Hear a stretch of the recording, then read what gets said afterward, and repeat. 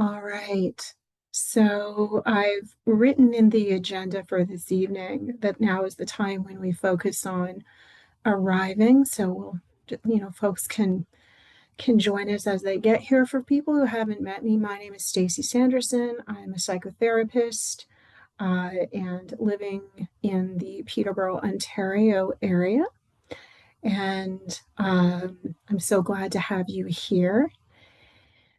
So let's begin by just bringing attention to our breath. You don't have to close your eyes, but if that's helpful, you can. But just notice the rise and fall of the belly with each in breath and each out breath. And allowing ourselves a moment to settle in, breathing in awareness of where you may be holding upset or tension. And on an out breath, allowing that to open and soften.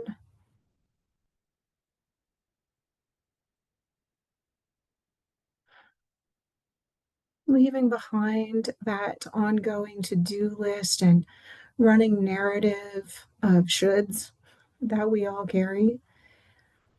And just coming into this moment. Again, another nice deep breath in and out. And when you're ready, you can wiggle your fingers and toes and open up your eyes and just join in. It's my pleasure to have you here. And the topic that I've chosen, I know is a really lofty one, toxic masculinity and the father wound. And there are a few other things that I'm going to be weaving in, but this is, of course, centered around Father's Day and will be somewhat similar to the other talk I gave about the mother wound. It's interesting because it seems that as I offer these talks, the discussion evolves into talking about narcissism, which I am happy to do, but I'll do my best to anticipate some of those questions in advance of that, and so that if there's room or a need to talk about the subject matter, we can do that. So I wanted to begin with a bit of a story, and this came to me today about a younger man that I was working with, gosh, maybe 20 years ago now. And I'm thinking he was in his early 20s, but we were talking about his inability to make his father happy and how that connected to his feelings of self-worth. And it opened up something for him, is what I saw in this space. But he later left and told his family physician, whom I worked with at the time as part of a team, and dismissed all of that rich conversation about him striving to meet his father's expectations as me simply saying that he had daddy issues, which I would never say. But it was his interpretation of that. It was, to me, the activation of shame and vulnerability, and perhaps even trying to get control of the narrative with the physician. I will not take you down my digression of typically complaining about the unhealthy dynamic of working closely with family physicians. I will spare you that. But this story, weird, this story came to me today as I was reflecting on this idea of the father wound and this young man's difficulty with tolerating, that clear shame and vulnerability that was activated in the room, and how it was important to him that that it be framed in a rather dismissive kind of way. The second story is about Peterborough's newly minted Member of Parliament, Emma Harrison. And For folks who would have no idea what I'm talking about, Emma and her partner run a farm as part of their livelihood, a particularly beautiful flower farm. And she is a second generation farmer being raised on a farm. I'll get to the point. But in Parliament recently, she gave her very first speech where she was talking about her now departed father. He's passed away, and how he supported their family with farming, with, I believe he repaired farm equipment as a large machine mechanic. And she broke down into tears. She was visibly sobbing, I'm sure nervous, speaking in Parliament. And I was watching this, not live, but thinking, oh, my dear heart, but what a beautiful way of showing her authenticity in this high pressure moment. So what I want you to do is consider those two stories that I just told, one from many years ago, one from this week. What came up for you as I was sharing those stories and this visual you had in your head around it? What did that make you think of? What did you learn about how it is to cry or what it means to rage?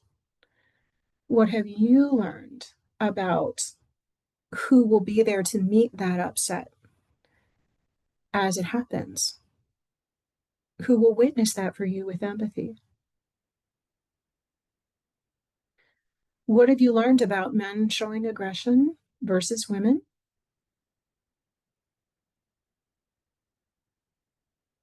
And how do you encounter these power differentials of gender in your own life? Yes, I'm cisgendering this, but please apply it in any way that makes sense for you.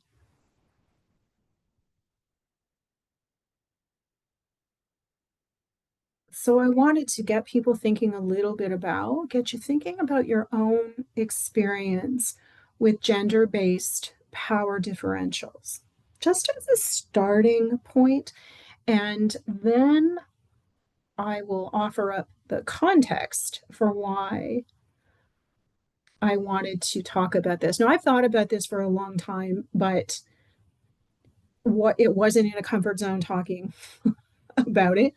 I think I feel a little bit more comfortable speaking to it now. For about 20 years now, I have noticed in the therapy space women coming in seeking help for depression, anxiety, trauma, complex trauma, and anger issues. And they don't present with any of these things clinically, whether that's just in the space or as they're talking, or whether when I used to do this, what the results were on a basic mood related screen, because we used to have to do them. What they were saying and what they were showing to me weren't lining up. And when I scratched the surface, what came from that was them being in relationships with a partner who was perhaps frustrating them, who was perhaps not listening to them, not showing up with empathy, who perhaps prioritized their own needs. But when the woman became upset, she was labeled difficult, sensitive, too emotional. I'm going to say the other C word, crazy, and unstable, and would be told, you need to get help. This is a weekly occurrence. Now, I realize I work in a much more rural environment than perhaps many of you do. And so I am really curious about if you're hearing this as well, but it definitely happens here where I live and work. And I find it interesting. And although I've never said it out loud, I wonder, where did these men get their psychology credentials, right?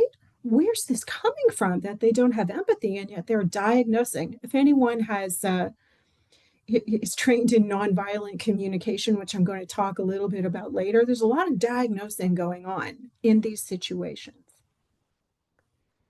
So I've also witnessed this in the couple dyad. So if you have both of them in the space, or if both of you are in the space, just depending on who's listening to this. But this was so interesting. I mean, it mirrored my own experience with my stepfather, right? And how he responded to myself or my sister getting upset. It lives, in rich story and mythology about women being upset. But I believe the true source of this is toxic masculinity and the father wound. And many of those women have sought me out just to find out if they're narcissistic or their partners are. So just to give that little bit of a tie-in, but that's kind of what's getting them through the door. And then once we unpack what's happening, the conversation, of course, changes. So I am following an agenda, or I go sideways and lose focus. To me, toxic masculinity refers to the way that men are acculturated and socialized to live by certain rules of conduct and within certain structures of power. So it lives under the umbrella of being in a patriarchal culture. It lives in the context of the consumerism, materialism, money being power dynamic that so many of us operate within.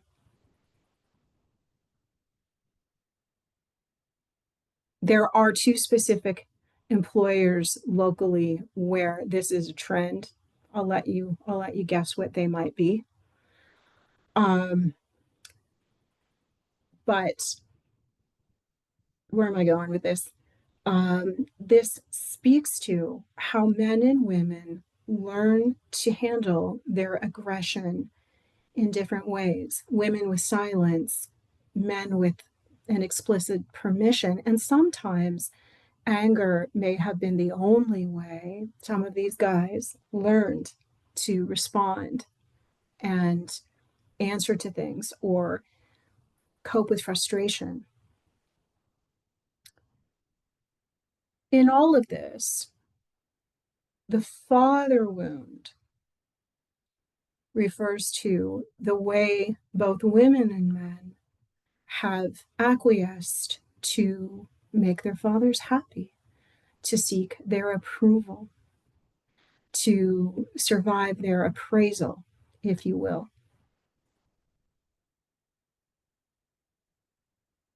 So I talk a lot with women about the mother wound. Very few men come in to talk about the father wound. So the dynamic I'm describing includes some major discrepancies, role discrepancies, and inequalities within the household in terms of household tasks, which a few years back was like the number one thing that couples brought into the therapy space. Women carrying the emotional burden of the house, and women slowly losing their authenticity and identity to acquiesce to their partners in a similar fashion as they did their fathers. So I'm talking, of course, about, attachment blueprints, that's the word I use, and how those patterns and how that early conditioning repeats itself in our adult lives. So women can be very fearful that any aggressive communication may threaten their connection. And men may be the total opposite of that because the aggression is, what's the word I'm looking for? It's welcomed, it's validated. So it's interesting because I went down a rabbit hole researching this talking about feminine aggression. It just it piqued my curiosity. So that's informed a lot of what I'm talking about here this evening. So there are generations of unacknowledged female rage that may be highly, highly, highly dissociated and manifest as, some of those very sort of mental health or emotional conditions that I spoke of earlier. But what's going on is, a real avoidance of the relational issue as one partner comes to seek help. And in my book, I refer to this a little bit as codependent control, because sometimes this can be a woman believing that if they just change themselves, it will help the relationship, right? I'm sure you've all seen this or experienced it yourself. Again, part of the pattern that I've observed over the years. And it can be very difficult to convince someone otherwise if they've been on the receiving end of, maybe decades of gaslighting, right? Because I see this in women of all ages.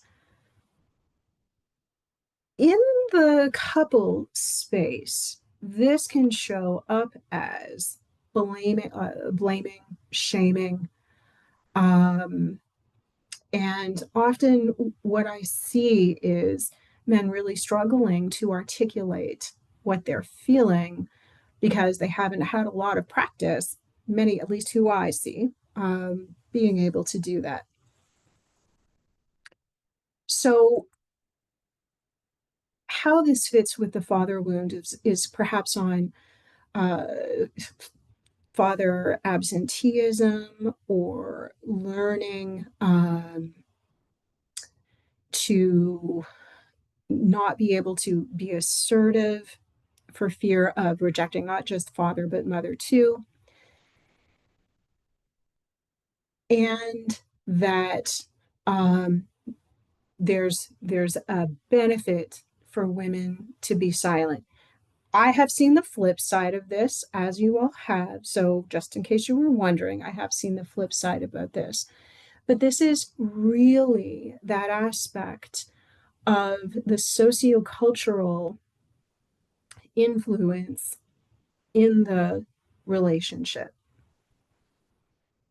So, where this shows up as well is in the economic or the money power dynamic, right? So, I actually look this up today. Some of these men that I'm hearing about make exorbitant amounts of money compared to their partners who make considerably less, but they're making exorbitant amounts of money in the skilled trades. So just do with that what you will. But it's got to the point where I will sit back and say, let me guess, is he an electrician? Let me guess, is he a plumber? So that's what we see here. That's not to say I haven't heard it about other types of occupations, but that's the most common one, scarily enough. Um,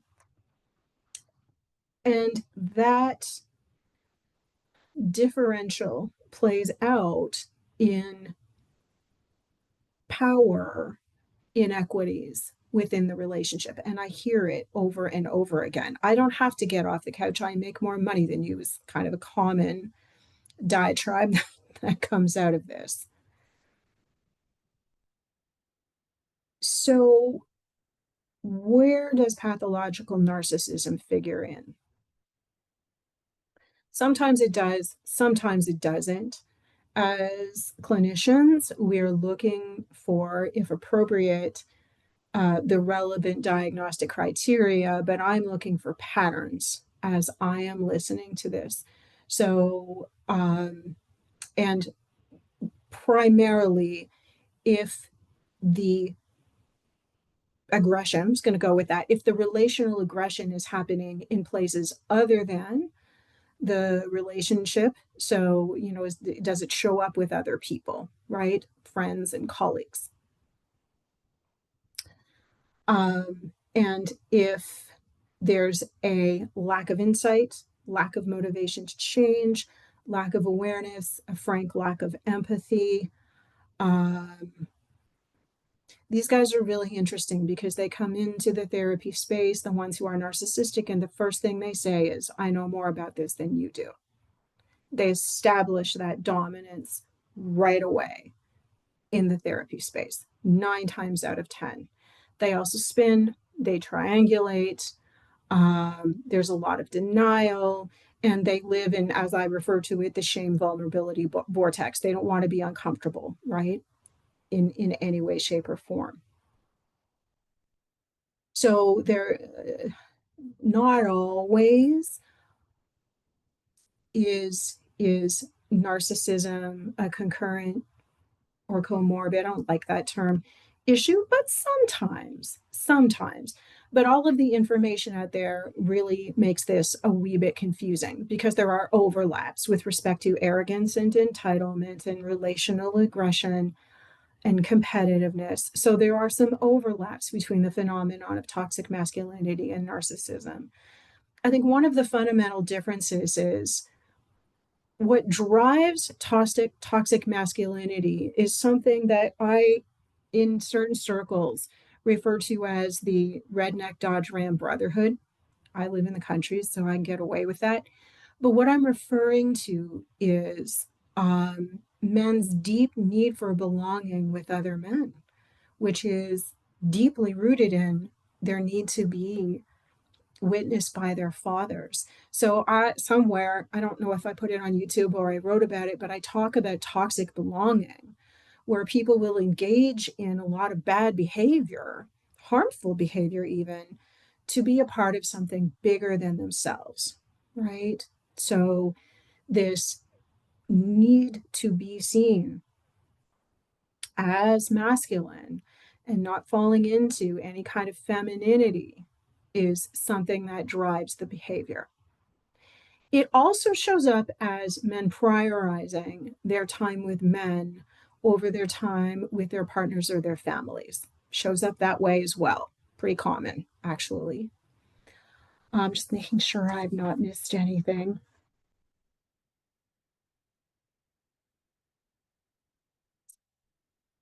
Okay. I think the reason for talking about this, and hopefully you already are, is to really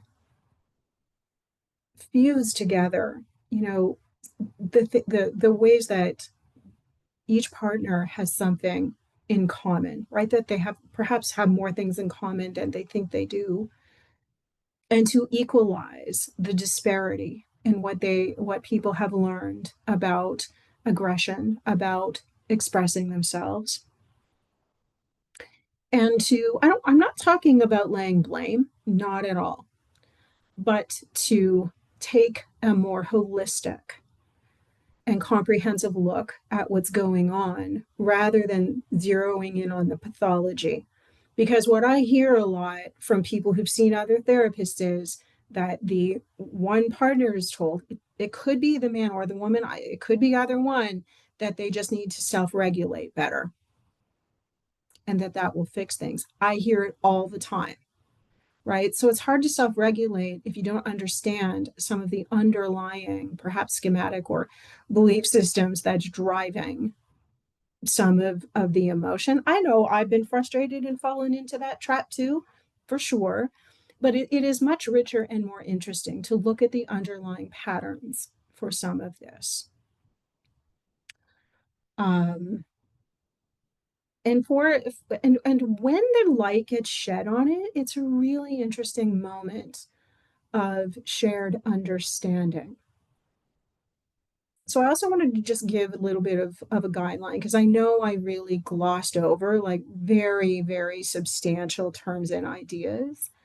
But understanding early conditioning and then reframing that is key, and that each person does that work with perhaps a shared resource, right? A template, guidelines, maybe a book that's helpful. I really like The Dance of Anger. That's a good one. It's old, I know, but it's a good one. Sharing and reading feminist inspired work, writing, talks. Men creating relationships with other men that allow for sensitivity and vulnerability. My husband's out golfing as we speak. I know that's a cliche, but the interesting thing is that the four of them I know are having big talks about big things as they're shooting the ball around. I know because I hear about it when he comes back. So, there is, a bit of, I think one of them is going, one of the teammates is going through some big stuff. So I know they're out there doing that, or at least I hope so. I'm heavily leaning into using nonviolent communication, Marshall Rosenberg's work, to help couples to develop deeper listening, empathy, and being able to express their needs in a way that are neither aggressive or passive. There's room here to help men learn to live with and love powerful women as well, and for women to become empowered and feel comfortable with their authenticity and their own feelings of aggression,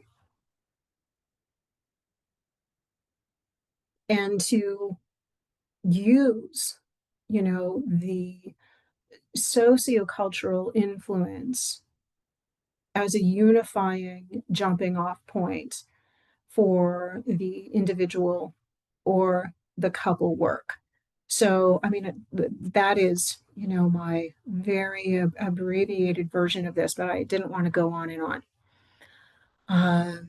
But that's the gist of it. And I'm going to turn off the recording and allow for some questions. Or at least I think I'm going. There we go.